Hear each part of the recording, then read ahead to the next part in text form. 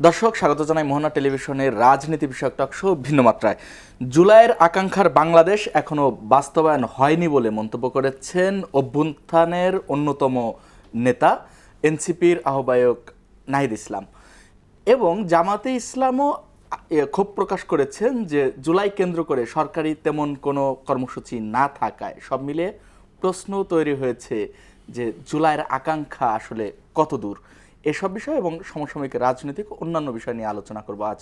অনুষ্ঠানের পুরোটা সময় জুড়ে আপনাদের সঙ্গে আছি আমি রনি রেজা, এবং আজ আলোচনা করবার জন্য স্টুডিওতে আছেন জ্যেষ্ঠ সাংবাদিক ও কলামিস্ট এম এ আজিজ। স্বাগতম আপনাকে। আমাদের সঙ্গে আরও আছেন জাতীয় নাগরিক পার্টি এনসিপির যুগ্ম আহ্বায়ক মনিরা শারমিন। স্বাগতম আপনাকে। আমি আজিজ ভাই আপনার অনুমতি নিয়ে মনিরা আপাকেই প্রথম প্রশ্নটি করতে চাই, যেহেতু তিনি সরাসরি রাজনীতিবিদ, তো রাজনৈতিক প্রশ্নটি করতে চাই। এবং গণ অভ্যুত্থানের অগ্রভাগে নেতৃত্ব দিয়েছেন আপনারা। আপনার কি মনে হয় এই 2 বছরে এসে জুলাই কতটা সফল হলো, বা এই যে যে আলোচনাগুলো সামনে আসছে, কেউ কেউ বলছে জুলাই ফিকে হয়ে যাচ্ছে, কেউ বলছে জুলাই কতটা সফল ব্যর্থতা, সব মিলিয়ে যদি আপনার মূল্যায়নটা জানতে চাই। ধন্যবাদ। যারা দেখছেন তাদের শুভেচ্ছা, আজিজ ভাইকে শুভেচ্ছা। প্রথমত জুলাইয়ের আকাঙ্ক্ষার কথা যদি বলি, জুলাই আমাদের অনেকের অনেক আকাঙ্ক্ষা ছিল।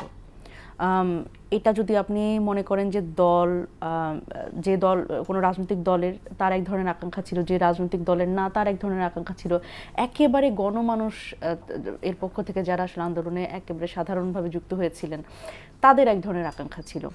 যেই ছাত্রটা ক্লাস 9-এ পড়ে, 10-এ পড়ে, তার এক ধরনের আকাঙ্ক্ষা ছিল।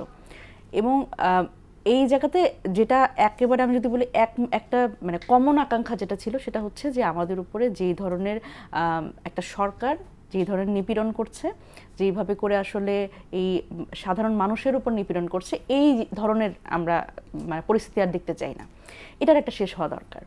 তো সেই জায়গা থেকেই যখন মানে আমরা যদি জুলাইটাকে দেখি, তাহলে অনেকের অনেক আকাঙ্ক্ষা ছিল, নানান ধরনের আকাঙ্ক্ষা ছিল, কিন্তু আমরা কোনটা আসলে চাই না, কোন ধরনের শাসন আসলে চাই না, কোন ধরনের সরকার ব্যবস্থা আমরা চাই না, কেমন রাষ্ট্র আমরা দেখতে চাই, এই ধরনের আকাঙ্ক্ষাগুলো কিন্তু সামনে এসছে। কোনটা চাই না এখানে আমরা একমত হতে পেরেছিলাম, আমাদের কমন গোল ছিল, সেখানে আমরা সফল হয়েছি আমি যদি বলি। এবং এখানে এই প্রাপ্তির জায়গাটা অবশ্যই বৈষম্য বিরোধী ছাত্র আন্দোলনের নেতৃত্বে আন্দোলনটি হয়েছিল, তাদের তো এক ধরনের তারা তো নেতৃত্বে ছিলেন, কিন্তু সকল যারা রাজনৈতিক এবং অরাজনৈতিক সাধারণ মানুষ সবারই ক্রেডিটটা। কিন্তু যখন বলছেন যে আসলে এই 2 বছরের পরে এসে আমরা যখন মূল্যায়ন করছি যে জিনিসটা আসলে আমরা কতটুকু পেলাম, আমাদের আকাঙ্ক্ষাটা কতটুকু পূরণ হলো, এখানে আমি বলবো যে আমি ব্যক্তিগতভাবে এখনো আশাবাদী, অনেক আশাবাদী। আকাঙ্ক্ষা অনেক কিছুই পূরণ হয়নি, আবার অনেক কিছুই পূরণ হবে। কারণ 2 বছর একটা গণ অভ্যুত্থানের পরে, এই 2 বছর পরে আমরা এসে অনেক ধরনের বিভক্তি আমাদের মধ্যে চলে এসেছে। সেটাও কিন্তু আমি খুব বেশি এরকম মনে করি না যে অস্বাভাবিক। কারণ স্বাভাবিকভাবেই যখন রাজনৈতিক দলগুলো বলেন বা বিভিন্ন পক্ষ, ব্যক্তিভেদে পছন্দ, আকাঙ্ক্ষা, চাওয়া ভিন্নতা থাকবে, ঠিক আছে, কিন্তু কিছু কমন আকাঙ্ক্ষা থাকে। যেমন আপনি বলছিলেন যে যে এই ধরনের রাষ্ট্র আমরা চাই কি চাই না, কোন ধরনের শাসন ব্যবস্থা চাই কি চাই না, এই জায়গাটায় এসে কি বলবেন? এই জায়গাটা কমন আকাঙ্ক্ষাগুলো কতটুকু? কমন আকাঙ্ক্ষা যেখানে আসলে আমাদের দলমত নির্বিশেষে আমাদের একমত হওয়ার সুযোগ ছিল, সেখানে আমরা অনেকখানি পিছিয়ে গেছি, এটা আমরা বলবো। সেটি যে অ্যাচিভ করবার, সে আকাঙ্ক্ষাটা অ্যাচিভ করবার যে সুযোগ আর নাই, এটা আমি বলবো না, আমি সেরকম নিরাশাবাদী না। তবে হচ্ছে আমি যেটা মনে করি সেখান থেকে আমরা অনেকখানি পিছিয়ে গেছি। যেমন আমরা তো এতটুকু জানি যে বাংলাদেশের যেই আমরা এমন আর কোনো সরকার ব্যবস্থা দেখতে চাই না যেরকম যদি কোনো সরকার ব্যর্থ হয়, সরকারের বিরুদ্ধে যদি আসলে সাধারণ মানুষের এক ধরনের প্রতিরোধ হয়, সেই জায়গা থেকে আমরা চাই না যে পুরো মানে রাষ্ট্রের সিস্টেমটা ভেঙে পড়ুক, প্রতিষ্ঠানগুলো ভেঙে পড়ুক। আমরা চাই না যে একটা সরকার চলে যাওয়ার সাথে সাথে বায়তুল মোকাররমের ক্ষতি পর্যন্ত পালিয়ে যাক, এরকম ব্যবস্থা তো আমরা দেখতে চাই না। সুতরাং সেই জায়গাগুলোতে আমাদের কিছু মৌলিক জায়গাতে আমাদের রাজনৈতিক দলগুলো বলেন এবং সকল পক্ষের একমত হওয়ার একটা জায়গা ছিল। মানে খতিব পর্যন্ত চলে যাওয়াটাকে ওই সময় মানে খতিবের অপরাধ ছিল, নাকি খতিব নিজের মানে প্রাণহানি বা নিজের নিরাপত্তাহীনতার আশঙ্কা থেকে পালিয়েছিলেন? কখন নিরাপত্তাহীনতার আশঙ্কা? আপনি তো পালান নাই, আচ্ছা। আপনি তো একজন সাংবাদিক, আপনি তো পালাননি। আচ্ছা। এখন কে পালিয়েছে? আজিজ ভাই তো পালান নাই, আমি তো পালাই নাই। নিয়োগগুলো দলীয়ভাবে হয়েছে। সুতরাং যে প্রতিষ্ঠানগুলো আসলে চরমভাবে দলীয়করণ হয়েছে এবং দলীয়করণের ফলে যেটা হয়েছে যে সকলেই আসলে ওই একটি সরকারকে টিকিয়ে রাখার জন্য বহুদিন ধরে তারা কাজ করে গেছে। সুতরাং সেই জায়গা থেকে আমরা তো আসলে ওই রকম রাষ্ট্র ব্যবস্থা আর দেখতে চাই না। যেমন দেখেন, আমি কেন বলছি ওই জায়গা থেকে আমরা অনেকখানি পিছিয়ে গেছি, কারণ আমাদের কমন গোল ছিল আমরা প্রাতিষ্ঠানিক দলীয়করণের বিরুদ্ধে ছিলাম। আমরা আর চাই না যে স্বজনপ্রীতি, ঘুষ, দুর্নীতির মাধ্যমে আমাদের সরকারি চাকরির নিয়োগগুলো হোক। আমরা চাই না যে বাংলাদেশ ব্যাংকের গভর্নরটা আসলে কোনো দলের লোক বসুক। আমরা চাই না যে এই যে দেখেন ঋণ খেলাপিরা এখন সংসদে। সুতরাং আমরা চাই যে যেই যারাই আসলে অপরাধী ছিলেন যে সংসদের এদের ঋণ খেলাপি বলা যাবে না, না এরা ঋণগ্রস্ত। এটা তার ব্যক্তিগত আসলে উপলব্ধি বলি। আমি টেকনিক্যাল জায়গা থেকেও বলি, যেহেতু আমি সাবেক একজন ব্যাংকার ছিলাম, 90 দিনের মধ্যে যদি ঋণ পরিশোধ করা না হয় সেটা কিন্তু খেলাপি ঋণ বলে গণ্য হয়। কিন্তু এখন এক বছরের মধ্যেও ঋণ পরিশোধ না করলেও কিন্তু খেলাপি বলে গণ্য হচ্ছে না। সুতরাং এটা কিন্তু আমি বলছি, ব্যাপারটা তা না। সংসদে দাঁড়িয়ে কিন্তু বিএনপির একজন সংসদ সদস্য তিনিই বলেছেন। তো এই জায়গা থেকে বিষয়টি হচ্ছে যে আমরা যেই ধরনের রাষ্ট্র ব্যবস্থা দেখতে চাচ্ছি সেইখান থেকে আমরা অনেক পিছিয়ে এসেছি এবং এখানে একটা সংস্কারের একটা জায়গা, যে সংস্কার নিয়ে কিন্তু আমরা বহুদিন ধরে এই গত যদি 18 মাসের কথা বলি, অন্তর্বর্তীকালীন সরকারে তারা অ্যাডভোকেসি করেছে। এবং মানে ব্যাপারটা আমার কাছে মনে হয় যে এই জুলাইটাকে মাথায় রেখে বা জুলাইটাকে সামনে রেখে আমাদের পুরনো রাজনৈতিক দলগুলো তারা অনেকখানি মানে পিছিয়ে এসছে। তারা আসলে জুলাইটাকে সামনে রেখে এই সংস্কারটাকে অনেক বেশি গুরুত্ব দিতে পারতেন, কিন্তু সংস্কারটাকে তারা কম গুরুত্ব দিয়ে নির্বাচনটাকে সামনে এনে আসলে জুলাইয়ের যে আকাঙ্ক্ষা সেটাকে অনেকখানি পিছিয়ে দিয়েছে। আমরা কিভাবে এগিয়ে নেওয়া যায় সেই আলোচনা এম এ আজিজ আপনাকে শুনতে চাই। মনিরা শারমিন বলছিলেন যে কমন একটি বিষয় ছিল যে দলীয় প্রতিষ্ঠানগুলোকে দলীয়করণ না করা, যেন আর কোনো খতিবকে পালিয়ে যেতে না হয়, তিনি এক্সাম্পল হিসেবে বলেছেন। আপনার কি মনে হয় এই সরকার কোন দিকে যাচ্ছে বা আগামীর দিনের রাজনীতি আমরা কি দেখতে পাচ্ছি? ধন্যবাদ আপনাকে। মনিরা শারমিন সে অভ্যুত্থানের নেত্রী, সুতরাং সেদিক থেকে আমার নেত্রী। কারণ আমি অভ্যুত্থানের 5 তারিখ পর্যন্ত এই অভ্যুত্থানের পক্ষে টকশো করেছি। সুতরাং আমি সরাসরি ফিল্ডে না থাকলেও আমি এটার অংশ ছিলাম, এটাই বলছি। না, নানাজন তো নানাভাবে ইংলিশ থাকবে। মনির শারমিনের আকাঙ্ক্ষা এবং আমার আকাঙ্ক্ষার একটু পার্থক্য আছে। পার্থক্য হচ্ছে কি, আমরা মুক্তিযুদ্ধ করেছি, মুক্তিযুদ্ধের একটা আকাঙ্ক্ষা ছিল যে এই দেশটা গণতান্ত্রিক হবে, শোষণ মুক্ত হবে এবং আমাদের দেশটা গণতন্ত্রের পথে চলবে। এবং ধরেন আমরা পাকিস্তান থেকে যুদ্ধ করে, পাকিস্তানিরা আমাদের হানাদার বাহিনী বলেন, পাকিস্তানের সাথে 22 পরিবার সব লুট করে নিত, এরকম আমরা তার থেকে মুক্তি চেয়েছি। কিন্তু অভ্যুত্থানের সময় কিন্তু এই আকাঙ্ক্ষা আমার ছিল। আচ্ছা, হ্যাঁ, এবং সত্যি করে বলছি, আমি ভাবছিলাম যে অন্ততপক্ষে এই যে 54 বছর এখন 55 বছরে পড়ছে, যেটা আমরা অ্যাচিভ করতে পারি নাই। মুক্তিযুদ্ধে ছিলাম, 1 মিনিট বেঁচে থাকবো আশা করি নাই, তারপরেও বেঁচে আছি। অন্তত এই অভ্যুত্থানের ভিতর দিয়ে আমাদের আকাঙ্ক্ষাটা পূরণ হবে। কিন্তু যেটা ঘটে গেল সেটা আমার কাছে মনে হলো যে এই আকাঙ্ক্ষাটা অনেক সূচকে কিন্তু দেশে আগাইছে, কিন্তু রাজনৈতিক সূচকে পিছিয়েছে। মনির শারমিন এর জন্য দায়ী কে বা কারা? রাজনীতিবিদ শুরু থেকেই দেশ স্বাধীন হওয়ার পরে রাজনীতিবিদরাই দায়িত্ব নিয়েছে দেশের, তারাই চালাবে সরকার। তারা তো জাতি গঠন করে নাই, শুরুর থেকে জাতি গঠন করে নাই। শুরুর থেকে শুরু হয়েছে সরকারে থাকা এবং বিরোধী দলকে নির্মূল করা, সরকারে যাওয়া। এই যে অভ্যুত্থানে যে আমরা একটা পরিবর্তনের আকাঙ্ক্ষা তৈরি হলো, এই অভ্যুত্থানের পরে মানে কারদের কারণে না, আমি বলছি অভ্যুত্থানের সময় শেষের দাবি যেটা ছিল, রাজনৈতিক দলগুলো যখন সম্পৃক্ত হলো, ফেসিবাদের বিলোপ, এটা ছিল রাজনৈতিক টার্ম। আচ্ছা, ফেসিবাদের বিলোপ, আমি ধরেন মানবিক বাংলাদেশ বাদই দিলাম, অন্তত গণতন্ত্র, অন্তত আইনের শাসন, সুশাসন, এটা তো প্রত্যাশা করেছিলাম। সেটা তো হয় নাই। মনিরা শারমিন বলল না যে এখন ঋণ খেলাপি সংসদে আছে, দুর্নীতিবাজ সংসদে আছে, দ্বৈত নাগরিক সংসদে আছে, এটা তো সংবিধান অ্যালাউ করে না। আচ্ছা, অনেকেই তো বলতেছে যে সংবিধানের পথে চলতে হবে, সংবিধানে তো অনুযায়ী তো চলছে না দেশটা। সুতরাং তারও আকাঙ্ক্ষা পূরণ হয় নাই, আপনারও হয় নাই, আমারও আকাঙ্ক্ষা পূরণ হয় নাই। সুতরাং আরেকটা অভ্যুত্থান দরকার, সেটা সম্ভব না এখন। না, আরেকটা অভ্যুত্থানে আমি একজন সাধারণ নাগরিক হিসেবে যদি বলি, আমি আরেকটা অভ্যুত্থানে অংশ কেন নেব? যদি আমি দেখি একটি অভ্যুত্থানের পরে আকাঙ্ক্ষা পূরণ হচ্ছে না, সেই আপনারা দুজনেই যে আলোচনা করলেন যে সে কিছু কিছু জায়গায় সে পুরনো বন্দোবস্তই রয়ে গেছে, প্রাতিষ্ঠানিক দলীয়করণ বা আদার্স যে বিষয়গুলো বললেন, ঋণখেলাপি, দ্বৈত নাগরিক সংসদে, তাহলে আমি সাধারণ নাগরিক হিসেবে জীবনের ঝুঁকি নিয়ে আবার কেন আরেকটি অভ্যুত্থানের জন্য নামবো? না, এখন ব্যাপারটা হচ্ছে রাজনীতিটা কিন্তু আমার কাছে মনে হয় আরো জটিল হয়েছে। আচ্ছা, জটিল হয়েছে এই কারণেই এখন হোমোজেনিয়াস রাজনীতি নাই। অর্থাৎ আগে যে আমরা যেটা ফিল করেছি মুক্তিযুদ্ধের সময় একটা সেকুলার রাজনীতি থাকবে, এখন কিন্তু নাই। আপনারা দেখেন একটা দল আছে বিরোধী দল, এটা প্রাতিষ্ঠানিকভাবে চাঁদা নেয়। হ্যাঁ, প্রাতিষ্ঠানিকভাবে সব দলই তো চাঁদা নিয়েই চলে, মানে চাঁদা, দলীয় চাঁদা। না না না না, চাঁদা তোলা আর চাঁদা প্রাতিষ্ঠানিকভাবে নেওয়া আলাদা। ধরেন জামাত ইসলাম সার্বজনীন দল মনে করি না তো আমি, কারণ এই দলটি যতগুলো প্রতিষ্ঠান আছে, দলের প্রতিষ্ঠানের ডাইরেক্ট মালিক নাই, কিন্তু দলগুলো নিয়ন্ত্রণ করে তারা। এবং ওই দলে শুধু জামাত এবং জামাতের শিবিরের ছেলেরা তারা চাকরি পায় না। অর্থাৎ ধরেন জামাত ক্ষমতায় আসলো, তাহলে তো জামাতের লোক ছাড়া তাদের উপকার পাবে না কেউ।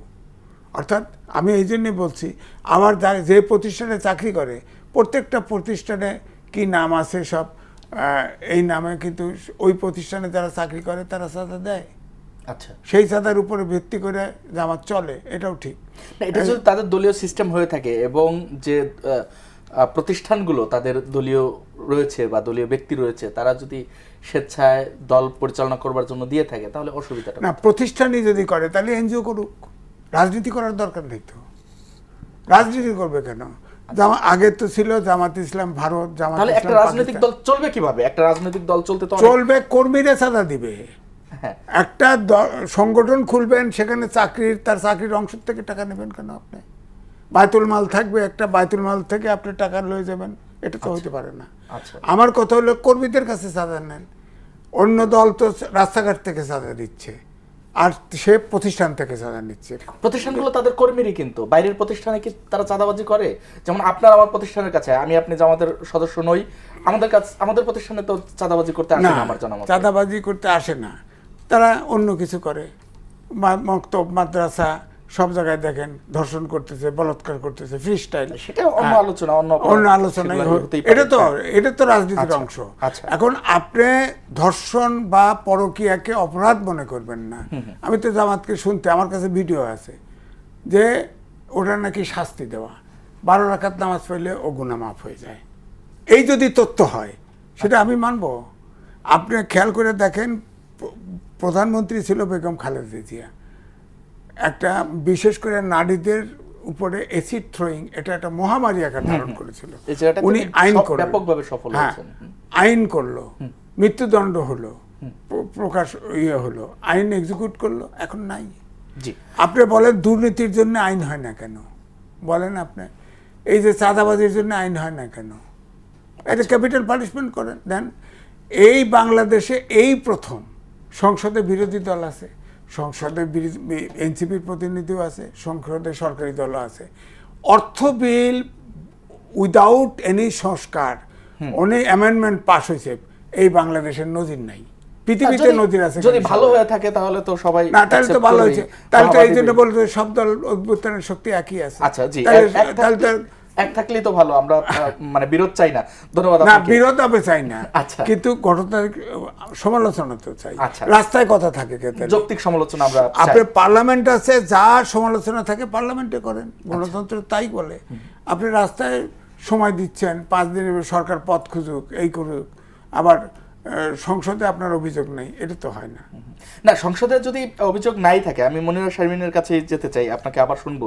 মনিরা শারমিন, আজিজ ভাই যেটা বলছিলেন যে সংসদে এক প্রকার অভিযোগ ছাড়া বা এই সংস্কার ইস্যু ছাড়া খুব বেশি গুরুত্বপূর্ণ ইস্যুতে খুব ডিবেট হচ্ছে না, যদি নাই থাকে আমার এইখানে আপত্তি নেই যে বিরোধিতা থাকতেই হবে। কিন্তু যদি বিরোধিতা না থাকে, আলোচনার জায়গা না থাকে, তাহলে এত খরচ করে সংসদ চালানোর কি দরকার? অধিবেশন সংক্ষিপ্ত করা যায় কিনা, বা আপনার কি মনে হয়? আমি জানি না, আপনার কি মনে হচ্ছে যে মানে সংসদে কোনোই বিরোধিতা নাই? আপনি কোনো বিরোধিতার কথা বলেননি, আজিজ ভাই বলেছেন অধিকাংশ ক্ষেত্রে একমত, বা এই যে তিনি অর্থ বিলের কথা বললেন কোন রকম কোনো ইয়া ছাড়াই পাস হলো, সংশোধনী ছাড়াই। তারপরে জামাত ইসলাম একটা ছায়া বাজেট দিছিল না, সে বাজেট বলছে যে একই রকম, সুতরাং কোনো বিরোধ নেই। এখন দেখেন জায়গাটা হচ্ছে কি যে বাজেট, সবচেয়ে বড় বাজেট, ইতিহাসের সবচেয়ে বড় বাজেট এবার দেয়া হয়েছে।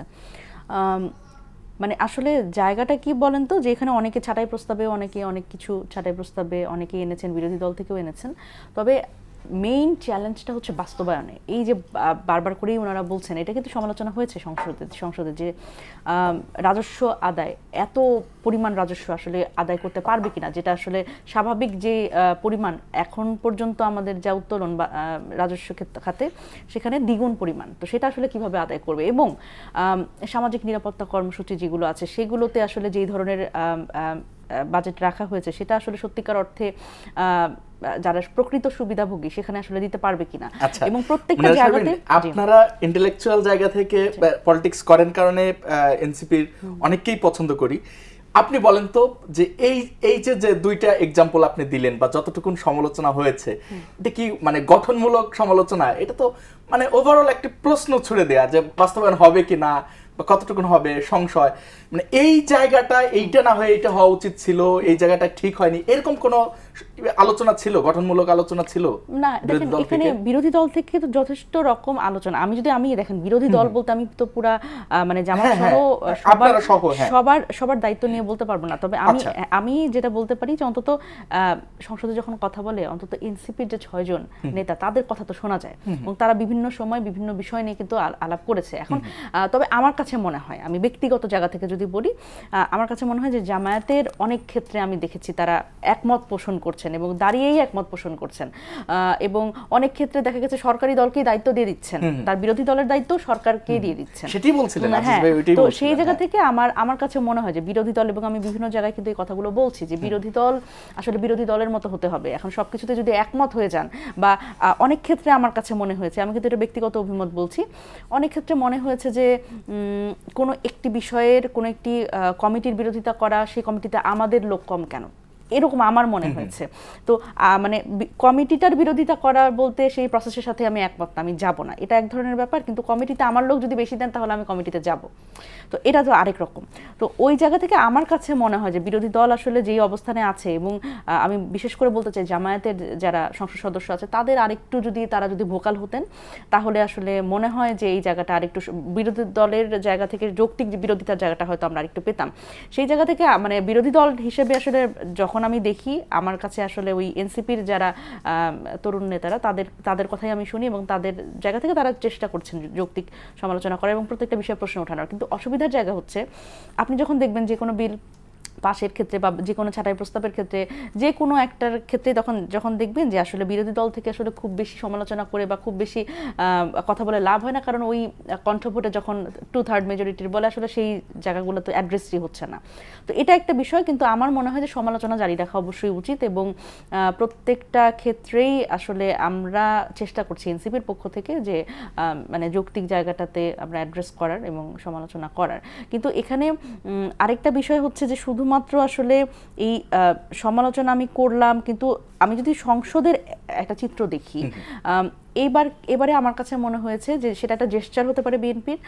সেই ক্ষেত্রে জনাব তারেক রহমান মাননীয় প্রধানমন্ত্রী, ওনার এক ধরনের অ্যাটিটিউড কিন্তু খুব পজিটিভ অ্যাটিটিউড উনি করছেন। এখন আমরা তো আসলে এই ধরনের পজিটিভ অ্যাটিটিউড, বা একজন সরকার প্রধান তিনি বিরোধী দলের হয়ে কথা বলছেন, উনি বলছেন যে করমুক্ত আইসীমা বাড়ানো, তারপরে মওকুফ করার কথা বলছেন, মানে উনি বিরোধী দলের জায়গা থেকে দাঁড়িয়ে আবার হচ্ছে এই সাপোর্টগুলো দিচ্ছেন।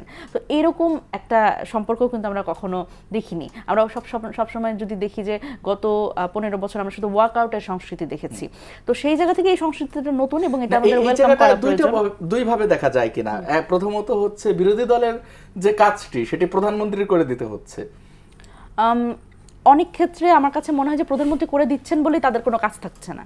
আচ্ছা, মানে তিনি তো আসলে যদি তাই হয়ে থাকে সরকার দলই তো মানে এইটা একটা প্রসেস করছে যেটাকে সংশোধনী বিরোধী দলের দেওয়া উচিত। প্রধানমন্ত্রী অবগত নন ব্যাপারটা তো এরকম না, যেহেতু সরকারি সিদ্ধান্ত।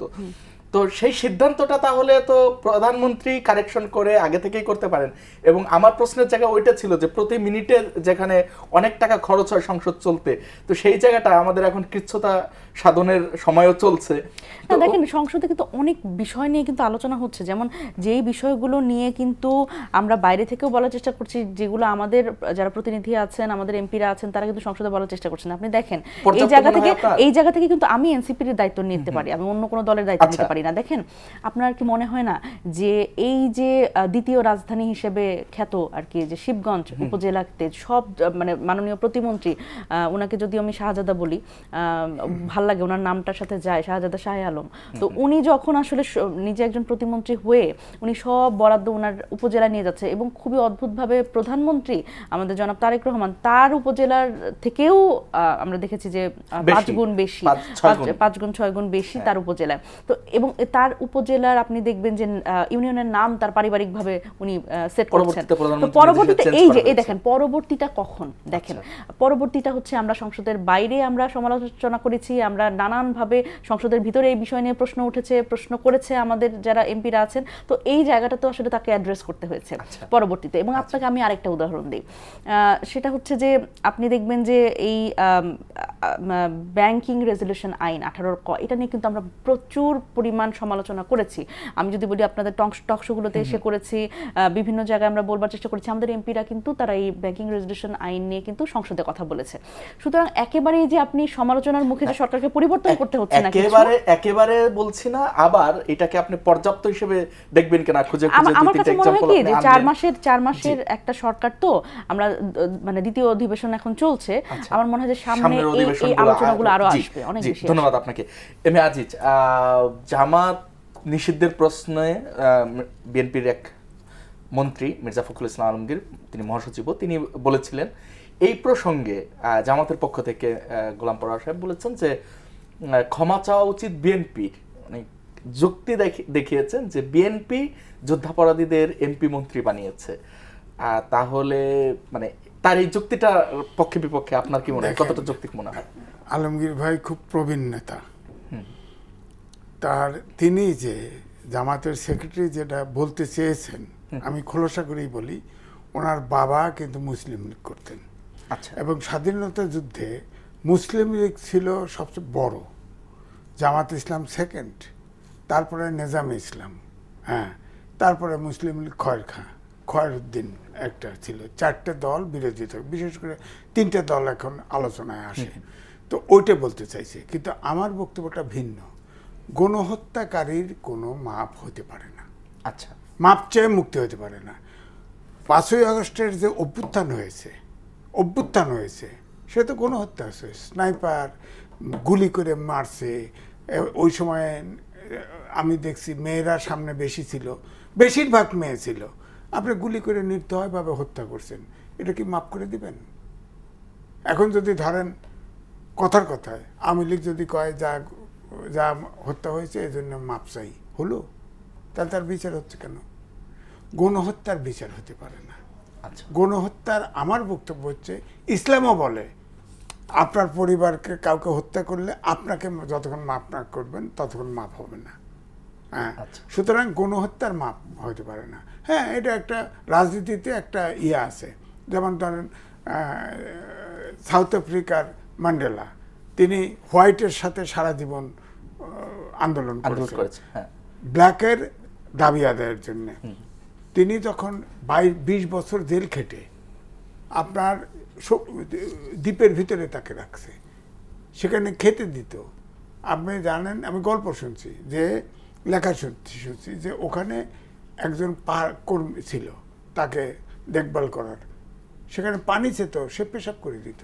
জামাতের পক্ষ থেকে যেটা বলা হয়েছে যে বিএনপি এমপি মন্ত্রী বানিয়েছেন যুদ্ধাপরাধীদের, সেজন্য বিএনপির ক্ষমা চাওয়া উচিত।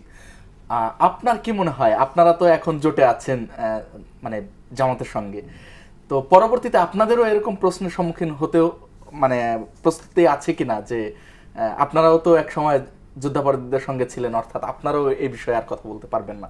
দেখেন, আমার কাছে ব্যাপারটা খুবই সহজ। মানে যুদ্ধাপরাধী, আপনি যদি জামাতের কথা বলেন সেটা কিন্তু আলাদা প্রসঙ্গ, কিন্তু এটার সাথে আপনি যখন আওয়ামী লীগকে মিলাবেন এটা হচ্ছে আমার কাছে সহজ না। আমি যদি বলি মিললো কিভাবে, মানে আওয়ামী লীগের এই যুদ্ধাপরাধ যদি আপনি মানে এই সময় 24-এর গণহত্যা, এই দুটো আমার কাছে এক না। হ্যাঁ, আমার কাছে দুটো এক না। আমি যদি বলি, আপনি যে প্রশ্নটাই করেছেন যে জনাব মির্জা ফখরুল ইসলাম আলমগীরের কথার প্রসঙ্গে যে কথাগুলো এসছে, আমি মনে করি যে হ্যাঁ, জামায়াতকে এই মেইন স্ট্রিম রাজনীতিতে আনার এটা তো ইতিহাস, এটা তো পরিবর্তন করা যাবে না, এটা তো দায় তো অবশ্যই বিএনপির আছে। আপনি 75-এর পরে দেখেন যে গোলাম আজমকে দেশে নিয়ে আসা এবং নাগরিকত্ব দেওয়া কারা দিয়েছে? বিএনপি দিয়েছে। আপনি যদি বলেন যে একেবারে সাংগঠনিক রাজনীতিতে তাদের সুযোগ দেওয়া, বহুদলীয় গণতন্ত্রের প্রবর্তক আমাদের মেজর জিয়া, তো তখনই তো আসলে জামাত প্রথম তাদের সাংগঠনিক কাজকর্ম করার সুযোগ পেল এবং তারা দলীয়ভাবে রাজনীতি করার আরো সুযোগ পেল এরশাদের সময়। এখন এর পরে আপনি যদি বলেন যে একেবারে জামায়াতকে মন্ত্রিপরিষদে আনার দায় কার? 1991 সালে এবং 2001 সালে এটাও হচ্ছে বিএনপির। সুতরাং এই ঐতিহাসিক দায়গুলো নিতে হবে। এই দায়গুলো কি মূল যারা অভিযুক্ত তাদের থেকে বেশি হয়ে যায়? না, এই দায় আপনি আমি দিতে পারি বাইরে থেকে, কিন্তু যখন মূল যে অভিযুক্ত তিনি যখন বলেন যে তুমি আমাকে আশ্রয় দিয়েছো কারণ আমি অপরাধ করেছি, অর্থাৎ তুমি ক্ষমা চাইবে, আমি না, মানে এটা তো অবশ্যই, মানে এটা হচ্ছে আসলে আমি কি বলবো যে মানে এটা তো আমার মনে হয় যে জামাত এবং বিএনপির এক ধরনের খুনসুটি আমি দেখছি। কারণ এখানে দেখেন, প্রথমত এই কথাগুলো যখন আমরা বলছি, আমাদের যদি এনসিপিকে আমি বলি, এনসিপিকে যে ধরনের প্রশ্নের এখন সম্মুখীন হতে হয়, 2013 সালের দিকে মির্জা ফখরুল ইসলাম আলমগীরের একটা ইন্টারভিউ পড়ছিলাম, তো উনাকেও এই প্রশ্নগুলোই করা হতো। তো উনাকে প্রশ্ন করা হচ্ছে যে জামায়াতের সাথে আপনারা এরকম যুদ্ধ অপরাধী একটা দল, এর সাথে আপনারা জোট করলেন, কি এটা কেন করলেন? তখন আমি বোঝবার চেষ্টা করছিলাম উনি কিভাবে উত্তরটা দেন। উনি উত্তর দিচ্ছেন, এই মুক্তিযুদ্ধে যে অপরাধ করেছে সেই প্রজন্ম আর এই প্রজন্ম এক না। তো এখন যদি সেই জায়গা থেকেই ধরেন, আর সত্যিকার অর্থেই তো এখন যারা আসলে রাজনীতি করছে সেই প্রজন্ম এবং মুক্তিযুদ্ধের যে প্রজন্ম সেটা এক না। এবং আরেকটা ব্যাপার হচ্ছে, আমি ব্যক্তিগতভাবে যেটা ফলো করি সেটা হচ্ছে যে দেখেন, জামায়াতের কিন্তু আওয়ামী লীগ একটা, আমি বলবো যে এটা একটা রাষ্ট্রীয় মব, মানে স্টেট স্পন্সর্ড মব করে কিন্তু এই যুদ্ধাপরাধীদের আসলে তারা বিচার করেছে, যেটা বিচারটা কিন্তু বিতর্কিত, কিন্তু একটা বিতর্কিত বিচার করেছে, সেটা তো একটা প্রশ্ন এখনো আমরা করি, সেটা কিন্তু এখনো সলভ হয় না, এই জন্য সেটা প্রশ্নের মধ্যে আছে। কিন্তু সেই একটা মানে বিচারের নামে একটা অপবিচার হয়েছে একবার, এখন আপনি কি তাদের এখন আবার কিভাবে ফাঁসি দিবেন? মানে একটা বিচার প্রশ্নবিদ্ধ, বিচারটা ঠিকভাবে যদি করা হতো তাহলে এক ধরনের ব্যাপার, তারা দায়মুক্ত হয়ে যেত, কিন্তু বিচারটাও প্রশ্নবিদ্ধ। সুতরাং ওই সময় যদি প্রশ্নবিদ্ধ বিচারটা না হতো, যখন আপনি দেখেন যে এই শাহবাগ করে যেভাবে করে, মানে আমি এই জন্য বললাম স্টেট স্পন্সর মব কিন্তু সেই সময় থেকে শুরু হয়েছে। সে মব কিন্তু এখনকার নতুন বিষয় না, সেই সময় মব করে এবং একটা মানে কি বলবো, নিজেদের লোকজনকে দিয়ে এক ধরনের মব করে এই বিচার দাবিটা চাওয়ানো এবং প্রভাবিত করা হয়েছে। সুতরাং এই জায়গা থেকে আমার কাছে মনে হয় যেই বিচারটা আপনি একবার করেছেন, যেই বিচার একটা অপবিচার করেছেন, সেই অপবিচারের এখন আবার আপনি কোন বিচারটা করবেন? সেই বিচারগুলো হয়েছিল ব্যক্তি যুদ্ধাপরাধীদের, কিন্তু জামাতে ইসলামী দল হিসেবে যে ভূমিকা ছিল সেই ভূমিকার কি কোনো সুরাহা হয়েছে? এটাও আমি যদি বলি যে মির্জা ফখরুল ইসলাম আলমগীর তিনি একটা উত্তর দিয়েছেন যে দল হিসেবে আসলে তাদের কি হবে। তো তার বক্তব্য হচ্ছে যে জামায়াত ইসলামীতে কি মানে শুধুমাত্র যুদ্ধ অপরাধী আছে, শুধু রাজাকাররাই আছে, এখানে কি মুক্তিযোদ্ধা নাই? এবং এটা কিন্তু আমরা দেখেছি যে দল হিসেবে যদি আপনি বলেন, আমাদের মাননীয় স্পিকার তিনিও কিন্তু বলেছেন সংসদে যে এখানে অনেকেই আছেন আমার সাথে মুক্তিযুদ্ধ করেছে। এখন আপনি আসলে দল হিসেবে তখন কিভাবে? তারাও তো জামাত ইসলাম করছে। সুতরাং এটা একটা জটিল প্রক্রিয়া আমার কাছে মনে হয়। এবং এখানে কারণ যখন আপনি যখন দলে ঢুকে যাবেন তখন কিন্তু দলের দায়ী নিতে হবে। মানে 71-এ যুদ্ধাপরাধী অবস্থান ছিল দলীয় ভাবে, যেটা 24-এ আওয়ামী লীগকে বলা হচ্ছে। মানে এখানে কিন্তু মানে আওয়ামী লীগকে কার্যক্রম নিষিদ্ধ কেন করা হয়েছে? অনেকেই কিন্তু এটাও বলছেন যে যে অপরাধী তাদের বিচার। আওয়ামী লীগের বিষয়টা পুরোটাই আলাদা। আওয়ামী লীগ যে গণহত্যা চালিয়েছে বাংলাদেশে, যেইভাবে করে চালিয়েছে, এটা আসলে দেখেন ওই সময় কিন্তু আমাদের একটা ডিভাইডেশন ছিল, এটা পাকিস্তানপন্থী এবং বাংলাদেশপন্থী, এটা একটা বিষয়। আপনি দেখেন আমার ট্যাক্সের টাকায়, আমার মানে আমাদের জনগণের ট্যাক্সের টাকায় গুলি কিনে সেই গুলি দিয়ে আমার আপনি দেখেন আমার দেশের, না আপনি এটা আপনি করতে পারবেন না, কারণ আমার দেশের পুলিশ বাহিনীকে তো আমার বিরুদ্ধে লেলিয়ে দেওয়া হয়েছে। এবং আমার দেশের পুলিশ বাহিনী আমার বিরুদ্ধে, আমি ঘরে বসে এখানে আহত হয়েছি। আমি তখনকার কথা যদি বলি, আপনি দুইটা আমার মনে হয় দুইটা বিষয় আলাদা, কারণ না অবশ্যই আলাদা, অবশ্যই আলাদা। কিন্তু ওইটার বিচার হয়েছে, কিন্তু হাসিনার বিচার কিন্তু এখনো হয় নাই, আওয়ামী লীগের দল হিসেবে কিন্তু এখনো বিচার হয় নাই। সুতরাং দুইটা আলাদা আলাপ করলে আমার মনে হয় সুবিধা হবে। না অবশ্যই আলাদা, বিষয় আলাদা, আপনার ঘটনা আলাদা, সবই আলাদা, কিন্তু মানে কোনোটাকে খাটো করবার উপায় আছে? অবশ্যই না। যেমন আপনি যেটা বলছেন ৭১-এ যদি এখন বলা হয় যে ২৪-এ আমার দেশের ট্যাক্সের টাকা আমার দেশের পুলিশকে, তখনও তো আমার দেশই ট্যাক্স দেয়া হতো পাকিস্তানে। এখন জামায়াতে ইসলামে আমি দুই হচ্ছে যারা হত্যা চালিয়েছে তখন আরেকটা ভূখণ্ডের মানুষ আমাদের উপরে চালিয়েছে, কিন্তু এই আমারই যে মানে জামাতে ইসলামীর যারা রাজনীতি করতেন তারা তো আমার দেশের ছিল, তারাই তো আমাদের এই রাজাকার যারা, তারা তো আমাদের দেশ মানে ইয়াদের চিনিয়ে দিয়েছে, তারা এই হত্যায় অংশগ্রহণ করেছে, তারা তো এই ভূখণ্ডের ছিল। আপনার কি মনে হয় যে রাজাকার যারা তারা সবাই জামাত ইসলামী করে? না, সবাই জামাত ইসলাম না, জামাত ইসলামের অংশটা নিয়ে আলোচনা হচ্ছে।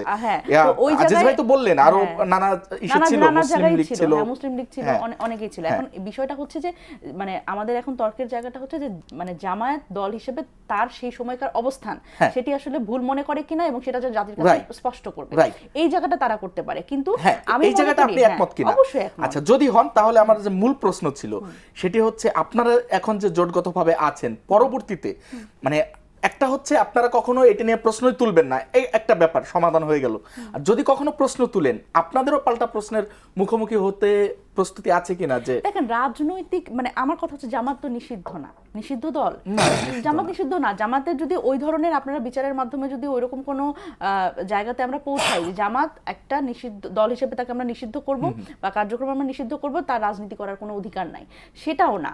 এখন বিষয়টা হচ্ছে যে এই ২০ বছর ধরে বিএনপি তো জামাতের সাথে সংসারটা করলো, জোটে থাকলো, তারা কিন্তু তাতে কিন্তু কোনো অসুবিধা হয় নাই, তখন কিন্তু এত প্রশ্ন হয় নাই। হ্যাঁ, তখন আওয়ামী লীগ যেটা করেছে বিএনপিকে এই একটা জামায়াত ইসলাম বিএনপি বলে বলে এক ধরনের রাজনীতি করবার চেষ্টা করেছে, অপরাজনীতি করবার চেষ্টা করেছে। এখন জামাত যতক্ষণ গণতান্ত্রিক রাজনীতি করতে চায়, জামাত তো মানে একটা ইসলামিস্ট দল, কিন্তু সে তো আর ইসলামিক রাজনীতি করে না, তা তো গণতান্ত্রিক রাজনীতি করতে হচ্ছে। এখন সে গণতান্ত্রিক রাজনীতি করে, সে আমাদের মতো আমরা মধ্যপন্থী রাজনৈতিক দল, আমাদের সাথে জোট করতে তার কোনো অসুবিধা নাই। এবং এটা একটা শুধুমাত্র যেভাবে করে ফ্রেম করা হয় জামাত এনসিপির জোট, বিষয়টা তা না। ১১ দলীয় জোট, ১১টা দল একসাথে আছে এখানে। ইসলামিক দলের বাইরে জামাত বিএনপি যখন ছিল তখনও আরো ১৪-১৫টা, এক সময় ২০, এরপরে আরো বেশি হয়েছিল। মেইন বলা হতো জামাত বিএনপি। আমি যেটা বলতে চাচ্ছি যে এই ১১ দলে ইসলামিস্ট দলের বাইরেও অনেকগুলো দল আছে যে যারা আসলে ইসলামিস্ট দল না। তো সেই জায়গা থেকে আমি মনে করি যে যতক্ষণ একটা দলের রাজনীতি করার সুযোগ আছে, আপনি তাকে নিষিদ্ধ করছেন না। সে যদি অন্য কোনো দলের সাথে জোট করে, সেটা নিয়ে আসলে আমার মনে হয় না এভাবে করে আসলে এত মানে বিতর্কিত করার কোনো সুযোগ আছে, কারণ এটা কিন্তু আবার আওয়ামী রাজনীতির দিকে যাচ্ছে। কারণ আওয়ামী লীগ কিন্তু বিএনপির সাথে এই রাজনীতিটাই করেছে, আমরা কিন্তু আবার সেই দিকেই যাচ্ছি। ধন্যবাদ আপনাকে।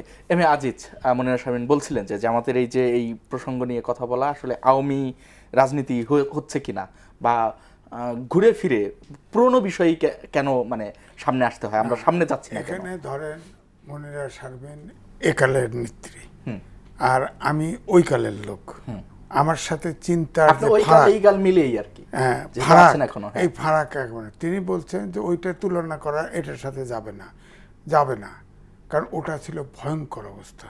আচ্ছা, ওটা যে দেখে নাই, যার বাবা দেখে নাই, যার দাদা দেখে নাই, ৭১ সম্পর্কে তার ধারণা কোনো অবস্থাতে হবে না। যেমন হাদি একটা আন্দোলনের তো অগ্রপথিক, তাই না? তিনি মেরে ফেলা হয়েছে তাকে, তারও ভয়েস আমার কাছে ধরা আছে। তিনি বলছেন না, ৭১-কে বাদ দেওয়ার জন্যই তো ২৫ হয়েছে, ২৪ হয়েছে বলছে, তো বলে এখন আমার কাছে ভিডিও আছে, একটা ভিডিও। তখন প্রশ্ন এই যে নিয়ে আসে, কারণ ৭১-এ আমার কাছে মূল ডকুমেন্ট আছে এই মোবাইলে ধরা, যে যখন পাকিস্তানি হানাদার বাহিনী ইন্ডিয়ান মিত্র বাহিনীর সাথে আমাদের ওই ডেপুটি কমান্ডার উপস্থিত ছিলেন এয়ারফোর্সের, যখন সারেন্ডার হয় তখন কিন্তু বলা আছে, অর্থাৎ জামাতে ইসলাম তাদের অক্সিলারি ফোর্স, অর্থাৎ পিস কমিটি, আলবদর, আল শামস, রাজাকার, এটা হলো সংখ্যায় বেশি ছিল তাদের নামটা আসে। আসলে রাজাকার ছিল গরিব লোক, চাকরিজীবী। অক্সিলারি ফোর্স হলো বেতন ভাতা ছাড়া যারা পলিটিক্যালি নীতিগতভাবে সমর্থন ওই দিয়ে গেছে। হানাদার বাহিনীকে হেল্প করেছে, তারা বলছে অক্সিলারি ফোর্স সহ আজ থেকে সারেন্ডার Surrender করবে। তো অর্থাৎ তারা পাকিস্তানি সেনা সেনা হানাদার বাহিনীর অংশ ছিল তারা, তো তাদের বিচার হবে না। এখন যদি আপনি মনে করেন যে না এইটা আর কতদিন টানবেন, তাহলে জামাত ইসলাম তো স্বীকার করতে হবে। জামাত ইসলাম স্বীকার করছে এইভাবে, ৭১-এ যদি কেউ মনে কষ্ট পেয়ে থাকেন, ৭১ উল্লেখ করেন ৪৭ থেকে এখন পর্যন্ত, এখন পর্যন্ত যদি কেউ মনে কষ্ট করে থাকেন তাহলে আমরা ক্ষমা প্রার্থী, এটা তো শর্ত দেওয়া হবে না, এটা স্বীকার করতে হবে যে অপরাধ করেছে, ডকুমেন্ট আছে, আমার কাছে ডকুমেন্ট আছে, আমার মোবাইলেই আছে। তো এই জায়গা হলে তো নিষ্পত্তি হতে পারে। আচ্ছা আমার কথা হচ্ছে যে এটা ঠিক যে জামাত বিএনপির সাথে দীর্ঘদিন ছিল, আবার জামাত আওয়ামী লীগের সাথেও ছিল, বিএনপির বিরুদ্ধেই আন্দোলন করেছে। তো জামাতকে তো প্রেডিক্ট করা মুশকিল, যখন যেখানে সুবিধা সেই দিকে গেছে। আর জামাত থাকার কারণে বরাবর বিএনপি সহ জামাত ছিল বলে বিএনপিকে মানে স্বাধীনতার বিরোধী শক্তি মনে করা হতো, এভাবেই ব্র্যান্ডেড করা হতো। এটা তো আওয়ামী লীগ অপরাজনীতি করেছে, কিন্তু এখনো সেই না, মানে মনির শারমিন একটা কথা কিন্তু হ্যাঁ। বলছে যে জিয়াউর রহমান তো তখন তো জামাত ইসলাম নিষিদ্ধ ছিল, জামাত ইসলামকে পলিটিক্স করতে দিয়েছে তো গোলাম আজম তিনি। সাহেবকে হ্যাঁ। দেশে ফিরিয়ে নাগরিকত্ব হ্যাঁ। ফিরিয়ে দেওয়া। না ফিরে না, সে আসছে, পাসপোর্ট দিছে, হ্যাঁ, আসছে, এই তো নাগরিকত্ব ফিরিয়ে দেওয়া হয়েছে। কোর্টের মাধ্যমে সে নাগরিকত্ব পেয়েছে, এখানে আর্গুমেন্ট করার সুযোগ আছে। আচ্ছা। হ্যাঁ, কিন্তু আমার বক্তব্য হচ্ছে যে একটা জায়গায় জাতি তো একটা জায়গায় রিকনসিলিয়েশন হতে হবে, কিন্তু এটা যদি আমি আমার জায়গায় ঠিক রাখবো, তার মুক্তিযুদ্ধের প্রতি দুর্বল আছে, এই সংসদে বসে বলছে না আমার ফ্যামিলিতে 14 জন, আমার বাপ শহীদ হয়েছে, অমুক হয়েছে, দেখা গেল তার বাপও বেঁচে আছে, মাও বেঁচে আছে, যাক, তার ভুল মানে আবার বলতেই পারে। হ্যাঁ। জামাতের নায়েব আমির বলছে না আমিও শিশু মুক্তিযুদ্ধ ছিলাম, বলছে না। তো এগুলো বলে কেন? বলুক না যে আমরা যুদ্ধ বিরোধিতা করছি, সেটা ভুল হয়েছে, সেটা ঠিক হয় নাই। এই যে গণহত্যা হয়েছে, এই যে নারীদেরকে আমরা তুলে তুলে দিছি, দেখায় দিছি, ইত্যাদি ইত্যাদি, এটা আমাদের অপরাধ হয়েছে, সরল মনে কোক না। সাউথ আফ্রিকার উদাহরণ আছে তো, ম্যান্ডেলার কাছে, এটা তো সেটা সরল মনে স্বীকার করে না। তো আপনি জামাত ইসলামের যে কোনো কর্মীকে বলেন, কয় না আমরা তখন তো জন্মগ্রহণ করি নাই।